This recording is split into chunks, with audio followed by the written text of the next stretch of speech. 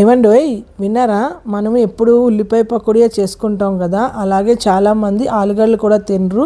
వాళ్ళ కోసం నేను ఇవాళ ఇలాగ అరటికాయ పకోడీ రెసిపీ అయితే మీతో షేర్ చేస్తున్నానండి. దీనికోసం నేను అరటికాయని బాగా కడిగేసుకొని పీల్ చేసేసుకున్నాను. ఇప్పుడు ఇలాగ రౌండ్ రౌండ్గా కట్ చేసి మళ్ళీ చిన్న చిన్నగా కట్ చేసేసుకున్నాను. అన్నీ రెడీ చేసేసుకొని ఒక బౌల్లోని వాటర్ ఇంకా సాల్ట్ వేసి ఈ పీసెస్ అన్నీ వేసి ఒక 5 మినిట్స్ ఉంచిన తర్వాత బాగా కడుక్కొని వాటర్ని స్ట్రెయిన్ చేసేసుకోవాలి. ఇప్పుడు ఈ పీసెస్ మీద ఉప్పు, కారం, పసుపు, అల్లం వెల్లుల్లి పేస్ట్ వేసి బాగా మిక్స్ చేసేసుకోవాలి.